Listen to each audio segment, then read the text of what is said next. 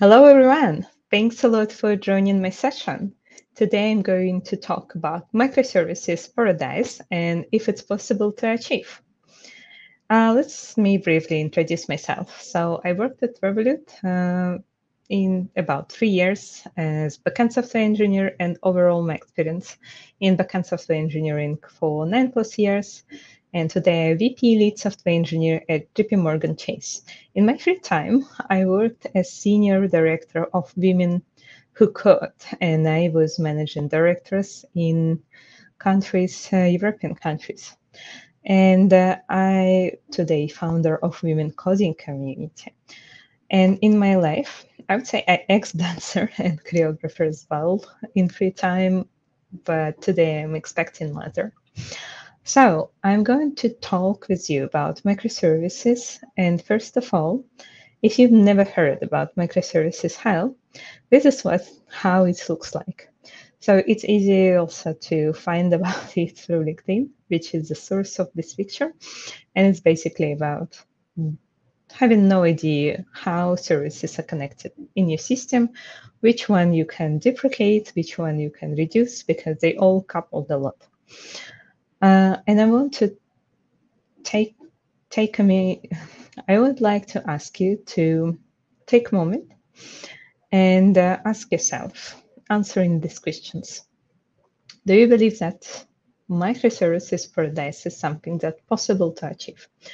And what practices and guidelines are you going to follow to achieve this microservices paradise?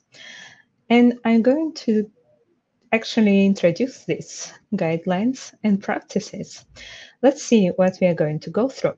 First of all, we are going to think about designing the strict rules, and we are going to follow the good naming, establish expert committee, introducing the risk assessment. That we are going to talk about what is it, and the system design review, how to do them, and of course, how to enjoy your journey. So let's start with strict rules.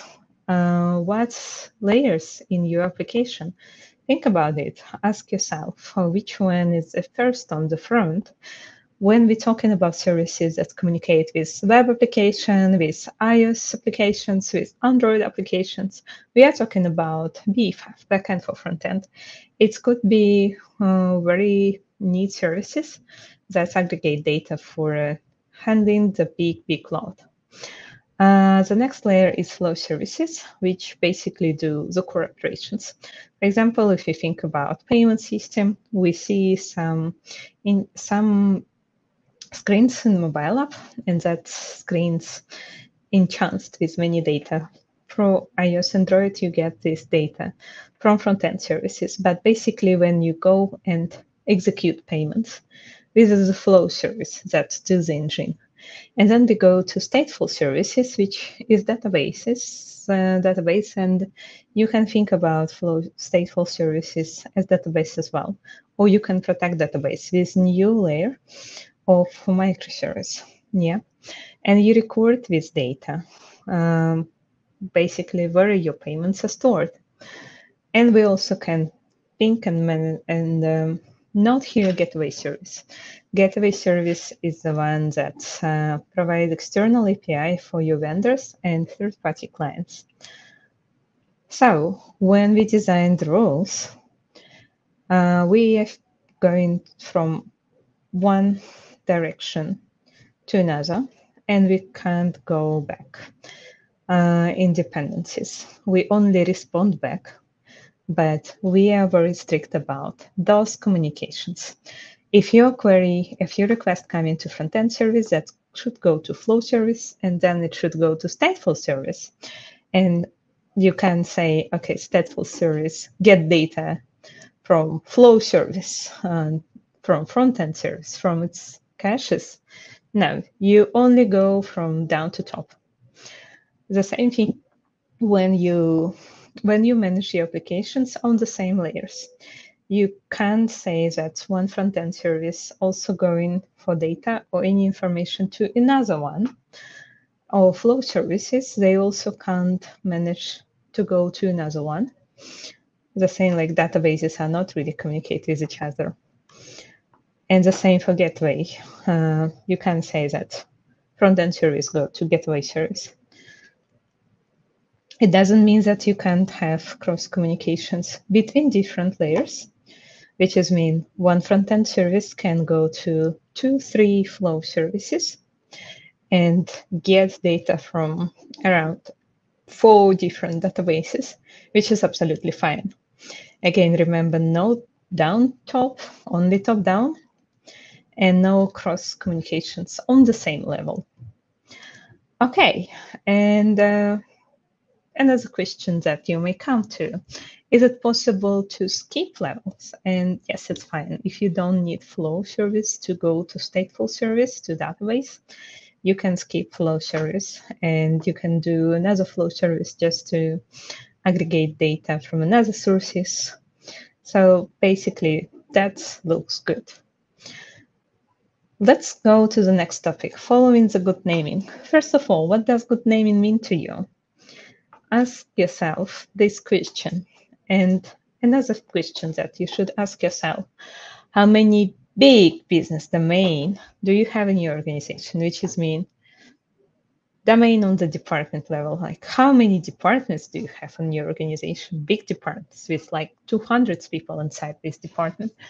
So think about these departments, name them, and then think how could you apply this to the names of your services. Example of big domains, which are departments.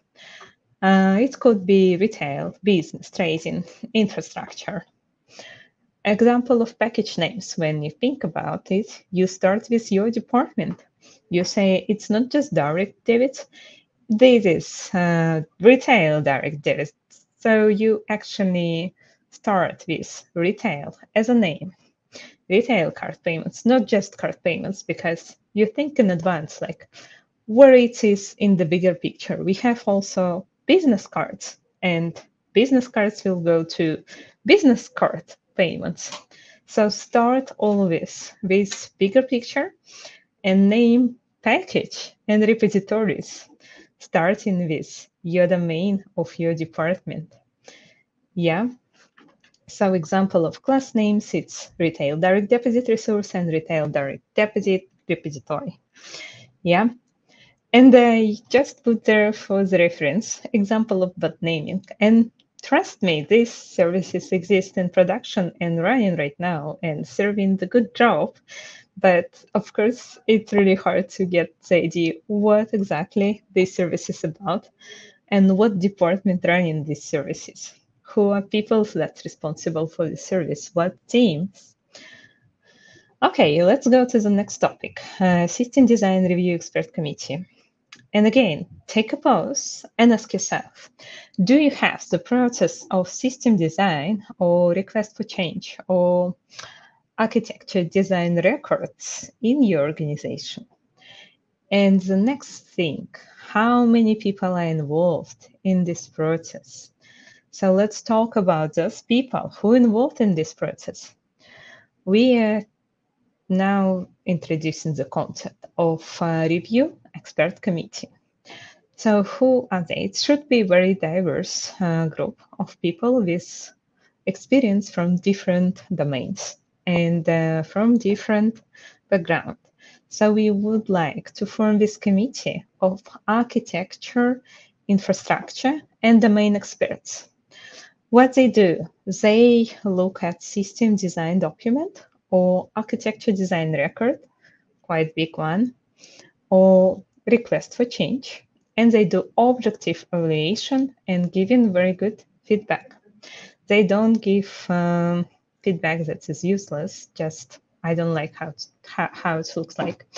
They always explain why we should go to another direction with very, very good arguments. And of course, for this team, it's very important to develop skills of communication and collaboration. So they basically establish office hours and they accept a lot of designs for review.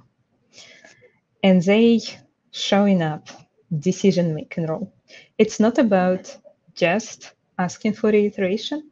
It's all about coming here together and make a decision and go further.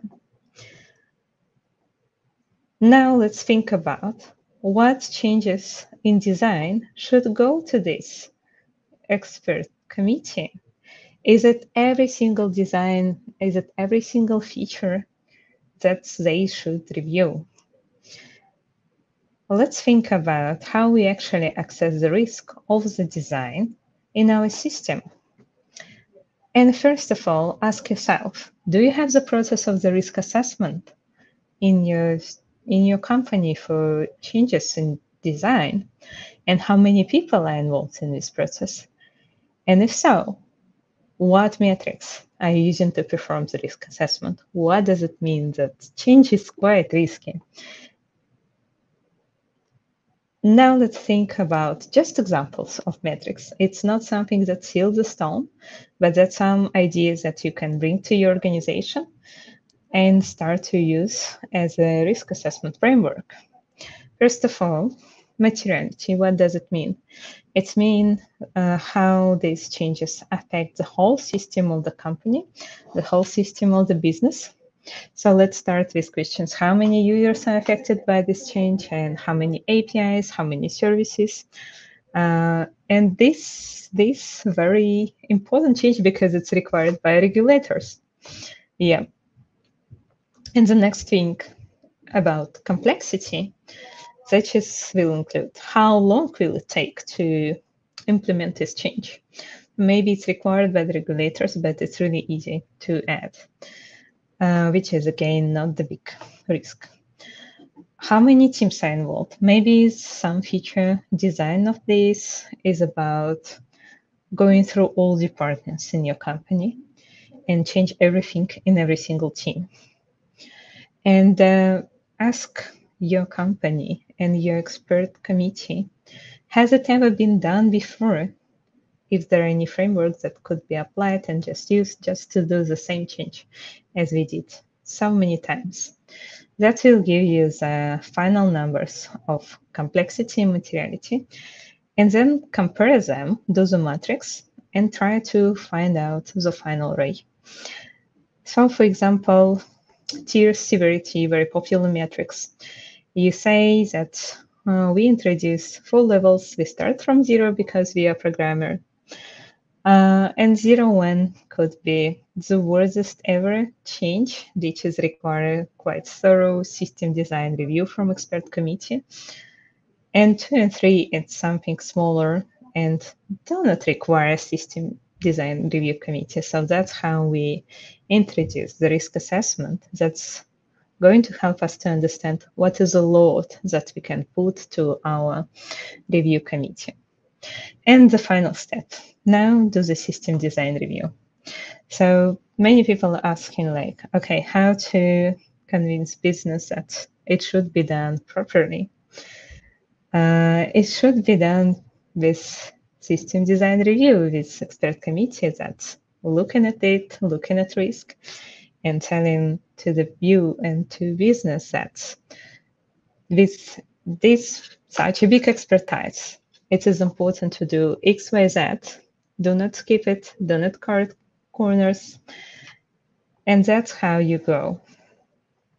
For system design committee, it's very important to create an automated process, which is some hours, working hours, office hours, where they accept system design review.